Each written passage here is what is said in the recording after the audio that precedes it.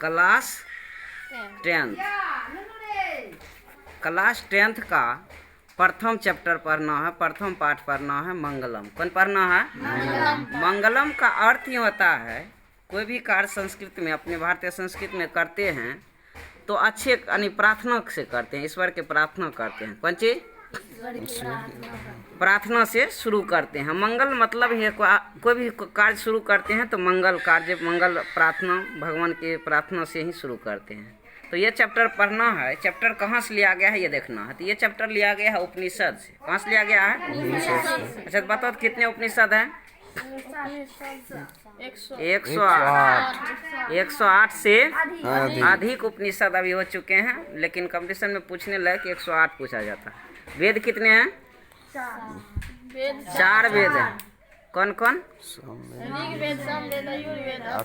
अथर्ववेद, ऋग्वेद, सामवेद, यजुर्वेद और अथर्ववेद। सबसे प्राचीन वेद ऋग्वेद। 4 वेद, 6 शास्त्र और 18 पुराण और 108 उपनिषद। ये उपनिषद पढ़ेंगे।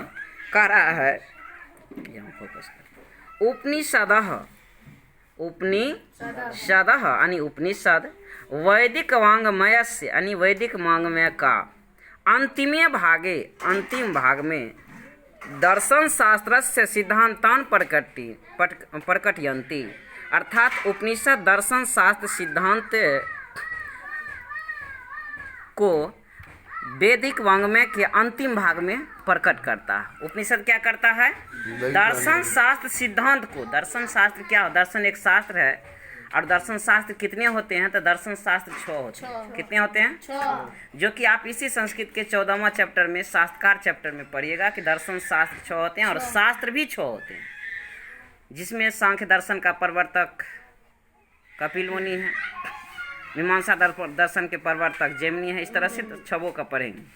तो कह रहा उपनिषद क्या होता है? जो विद्वान पुरुष ऋषि मुनि होते हैं अपने विचारधारा को, अपने विचार को यानी वैदिक के बात को, दर्शन शास्त्र के बात को, सिद्धांत को जो अपने लिख देते हैं वही चीज उपनिषद कहलाता है। जिस तरह से गीता क्या है? कृष्ण जी अर्जुन को ज्ञान दिया, वह है क्या है? उपनिषद। गीता क्या है? तो विद्वान पुरुष जो अपना थेसिस, अपना वचन देते हैं वही क्या कहलाता है? उपनिषद कहलाता है। तो उपनिषद वैदिक वाङ्मयस्य अंतिमे भागे, उपनिषद वैदिक वाङ्मय के अंतिम भाग में दर्शन शास्त्र से सिद्धांतान प्रकटयन्ति, दर्शन शास्त्र के सिद्धांत को प्रकट करता है। करा सर्वत्र परम पुरुषस्य परमात्मनः महिमा प्रधानतया गीयते। सभी जगह परम पुरुष परमात्मा की महिमा का प्रधान रूप से गाया गया है। तेन परमात्मना जगत व्याप्तम अनुशासितम। करा उस परमात्मा चो अस्ति, अर्थात उन परमात्मा से ही यह जगत व्याप्त है और अनुशासित है। वह परमात्मा ही संसार का क्या है? मालिक है। उस परमात्मा ही यह संसार में अपना अनुशासन, उसके द्वारा ही अनुशासित होता है। वही इसका मालिक है और वही पूरे संसार में व्याप्त है।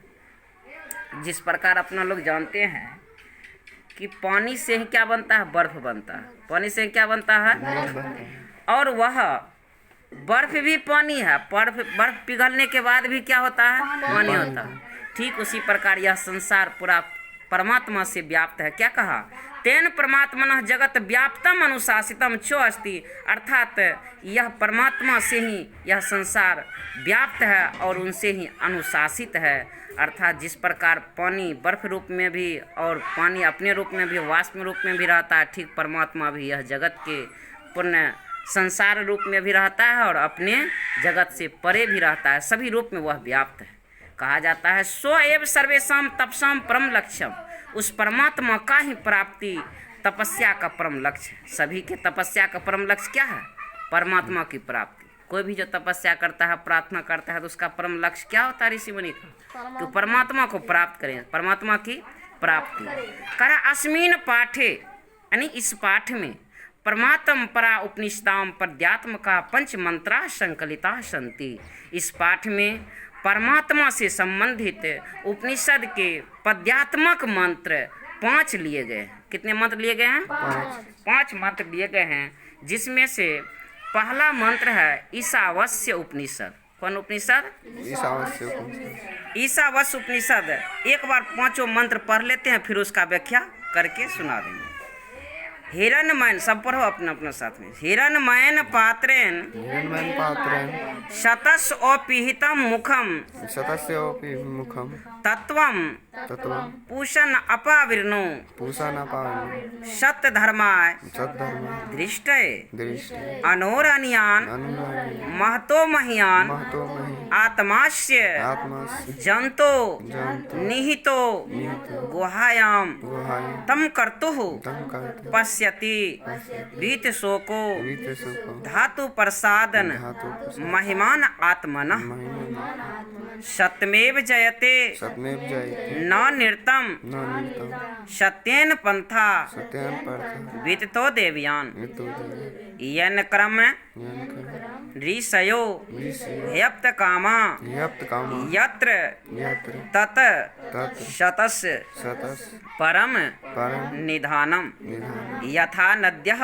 यथा नद्यः चन्दमानाः समुद्रे सन्दमाना समुद्रे अस्तम गच्छन्ति अस्तं गच्छन्ति नाम रूपे विहाय न कृपे तथा विद्वान तथा विद्यं नाम रूपादः न कृपे विमुक्तः परात् परम पुरुषम पुरुषं उपेति उपेति दिव्यम।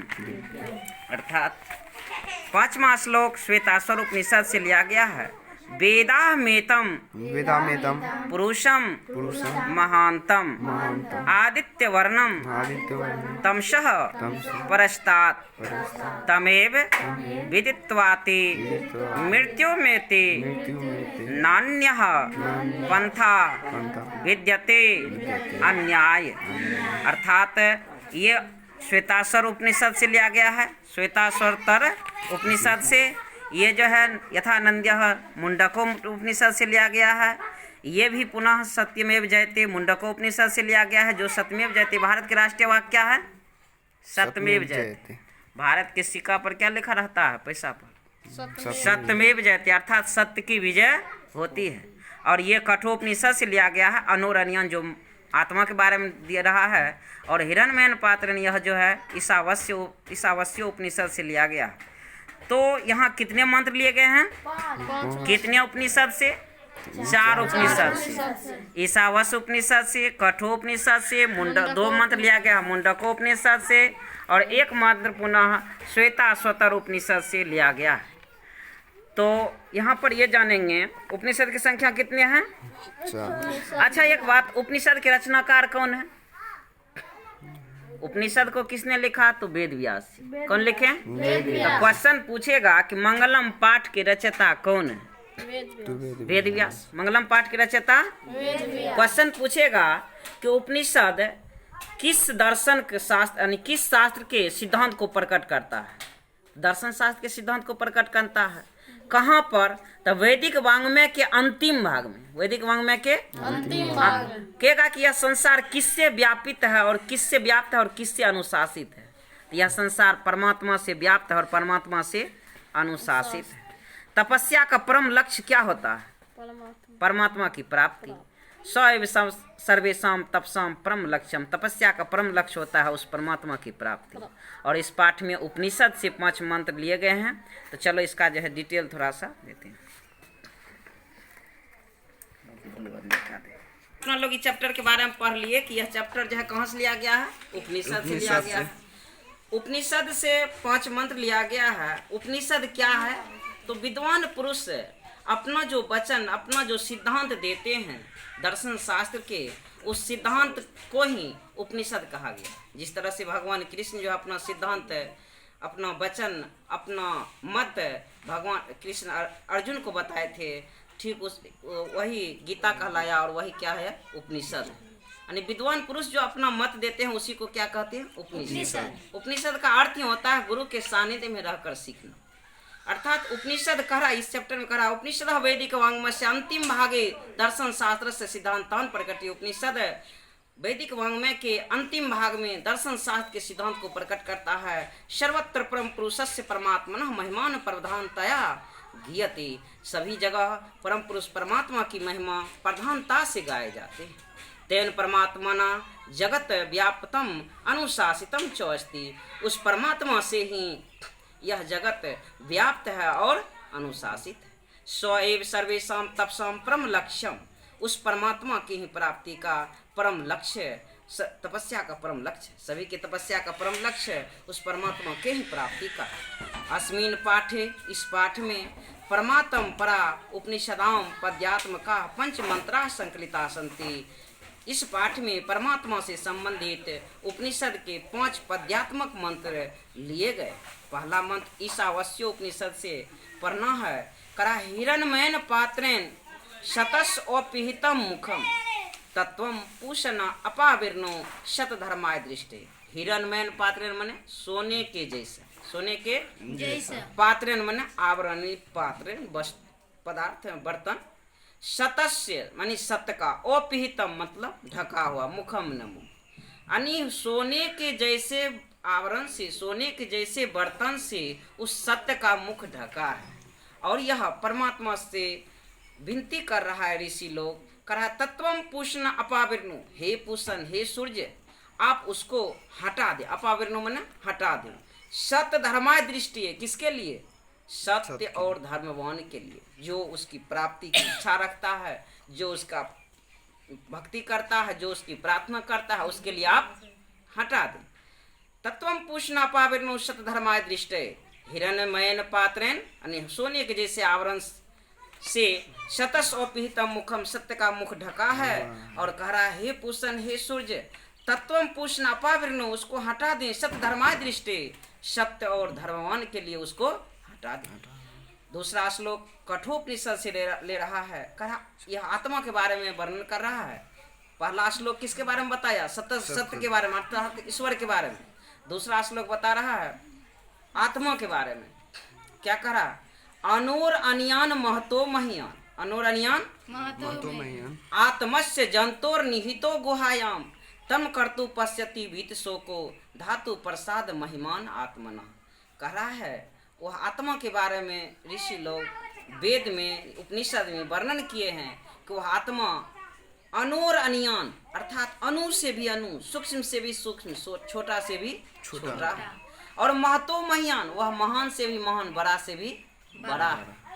आत्मस्य जंतोर निहितो गुहायाम, और वह आत्मा रूप में प्राणी के हृदय रूपी गुफा में रहता है। कहाँ रहता है? प्राणी के हृदय रूपी गुफा में। आत्मस्य, आत्मा का, जंतोर निहितो गुहायाम, जंतो मन प्राणी के गुहायाम हृदय रूपी गुफा में रहते हैं। तम कर्तु पश्यति वीत शोको, ऋषि लोग शोक से रहित होकर के, चिंता से रहित होकर के, पश्यति यानी देखते हैं, किसको? आत्मा को। चिंता से रहित होकर के आत्मा को देखता है। और धातु प्रसाद महिमान आत्मना, धातु के प्रसाद से, ईश्वर की प्रसाद से, कृपा से वह जो है वो आत्मा को देख पाते हैं और अपने आप को मुक्त कर पाते हैं। तो आत्मा की इस तरह से चर्चा है कि आत्मा कैसे है? तो छोटे से छोटे, सूक्ष्म से सूक्ष्म और महान से महान है। अगला श्लोक मुंडकोपनिषद से ले रहा है। कहा सत्यमेव जयते नान्यतम, सत्यमेव सत्यम, सत्यम एव, अर्थात सत्य की ही, जयते न जीत होती है, नो नृतम, अन्यथा नहीं। अन्यथा नहीं मतलब क्या? कि असत्य की नहीं, सत्य की जीत होती है और असत्य की नहीं होती। सत्येन पंथता विततो देव्याम, कहा है सत्य के द्वारा, सत्य के से मार्ग, पंथा मार्ग, सत्यन माने सत्य से, विततो देव्यान, देव्यान यानी देवता का मार्ग सत्य से परिपूर्ण होता है। किससे होता है? सत्य से भरा है। देवता का मार्ग सत्य से परिपूर्ण, अर्थात सत्य का मार्ग देवताओं का मार्ग है। किसका मार्ग है? देवताओं का मार्ग। कहा येन कर्म ऋषयो हप्त कामाः यत्र तत्सतस् परम निधानम्। ऋषि लोग इसी मार्ग का अनुसरण करके उस परमात्मा के परम धाम तक पहुंच पाते हैं और पहुंचते हैं। करा है यथा अगला श्लोक अपना लोग ले रहे हैं पुनः मुंडकोपनिषद से। करा है यथा नद्यः सिंधमानः समुद्रे, यथा मने जैसे, यथा मने जैसे, जिस प्रकार नदी, सिंधमानः समुद्रे, जिस प्रकार नदी, बहती हुई नदी, सिंधमानः मने बहती हुई नदियां, समुद्रे अर्थात समुद्र में। कौन विभक्ति लगा है समुद्रे में? सप्तमी विभक्ति एक वचन, समुद्रे, यहाँ पर देखेगा फले, सतमी विभक्ति एक वचन, सतमी विभक्ति समुद्र यानी समुद्र में, अधिकरण कारक। तो यथा नद्या संदमाना समुद्रे, जिस पर जैसी नदी बहती हुई नदी समुद्र में, अष्टम मतलब मिलती है, गच्छन्ति जाती है, नाम रूपे विहा अपने नाम और रूप को छोड़कर, विहा मैंने छोड़कर, विहा मैंने छोड़कर, जैसे जिस प्रकार नदी अपनी बहती हुई नदियां अपने नाम और रूप को छोड़कर के समुद्र में मिल जाती है, तथा ठीक उसी प्रकार विद्वान नाम रूप पद अर्थात विद्वान अपने नाम और रूप और पद को छोड़ करके विमुक्त होकर के, विमुक्त माने छोड़ करके, परात परम पुरुषम उपेति दिव्यम उस परमात्मा दिव्य पुरुष में मिल जाते हैं। जिस प्रकार अपना नाम और रूप को छोड़ करके नदी मिल जाता है समुद्र में, तो गंगा नदी अगर समुद्र में मिल गया गंगा सागर में, तो उसके बाद जब बंगाल की खाड़ी में क्या हो गया हुआ, गंगा नदी वहां पर बंगाल की खाड़ी में कह लेगा कि बंगाल की खाड़ी कह लेगा, बंगाल की खाड़ी कह लेगा, नदी का नाम नहीं रहेगा। तो उसी प्रकार कह रहा है यथा नद्या संदमाना समुद्रे अष्टम गच्छन्ति नाम रूपे विहाय तथा विद्वान नाम रूपाद विमुक्त परात परम उपेति दिव्यम, उसी प्रकार विद्वान पुरुष उस अपने नाम और पद रूप को छोड़ करके परमात्मा में मिल जाते हैं, उस दिव्य पुरुष में मिल जाते हैं। और अगला और 5वां श्लोक है श्वेता स्वतर उपनिषद से लिया गया है, कह रहा वेदाह मेतम पुरुषम महांतम, वेदाह मेतम पुरुषम महांतम आदित्य वर्णम तमसः प्रस्तात् तमेव विदित्वाति मृत्यु मेति नान्य पंथा विद्यते अन्याय। कह रहा है वह पुरुष महान है, कौन? वेदाह मेतम पुरुषम महानतम आदित्य वर्णम तमसः प्रस्तात्, जो अपने आप को अज्ञानी मानता है, अंधकार में मानता है, और उस परमात्मा को दूसरे को वह प्रस्तात् मतलब दूसरे को वह ज्योतिर्मय प्रकाश में और ज्ञानी मानता है, बड़े मानता है। करा है तमेव विदित्वाति मृत्युमति, अगर विद्वान पुरुष ये मानते हैं कि अपने आप को क्या मानता है, अज्ञानी मानते हैं, छोटा मानते हैं, और परमात्मा को अपने से दूसरे लोग को वह बड़े और ज्ञानी मानते हैं, और तमेव विदित्वाति मृत्युमति, अगर इस तरह से जानकर वह मृत्यु को प्राप्त करते हैं, तो कह रहा अन्य पंथा विदितो देव्यान, तो मुक्ति के ऐसे मार्ग से दूसरा कोई मार्ग नहीं है। जो इस प्रकार मरते हैं, इस प्रकार अपने आत्मा को शरीर से निकालते हैं, वह मुक्ति परम धाम को पाते हैं। विद्वान पुरुष इस तरह से अपने आप में विचार करते हैं। यहाँ कहा भी गया है अहम तपसाम प्रस्तात्, मैं अंधकार में हूँ और दूसरा जो ज्योतिर्मय प्रकाश में है। एतम महानतम पुरुषम वेद, ऐसा महान पुरुष मानते हैं। तम एव विदित्वाति मृत्यु अत्यति, जो इस प्रकार जान करके मृत्यु को पाता है। अन्य पंथा अन्याय न विद्यते, अपने आत्मा को उद्धार के लिए इससे दूसरा कोई उपाय, दूसरा मार्ग नहीं है। इस तरह से प्रथम चैप्टर पूर्ण हुआ। तो अपना लोग को पूछेगा कि नदी किसको छोड़ करके समुद्र में मिल जाते हैं? नाम और रूप को छोड़ करके। किसकी विजय होती है? सत्य की, सत्यमेव जयते। किसका विजय नहीं होती है? देवता का मार्ग किससे परिपूर्ण होता है? सत्य से। उसके बाद पूछेगा विद्वान पुरुष अपना किस चीज को छोड़ करके परमात्मा मिल जाते हैं? नाम रूप और पद को छोड़ करके। उसके बाद पूछने वाला क्वेश्चन यहाँ है कि विद्वान पुरुष अपने आप को कैसे मानते हैं? अज्ञानी मानते हो। दूसरे को कैसे मानते हैं? ज्ञानी, प्रकाशमान। अपने को अंधकार में और दूसरे को प्रकाश में मानता है। इस तरह से क्लास 10वां का प्रथम चैप्टर पूर्ण हुआ। चल बंद करता।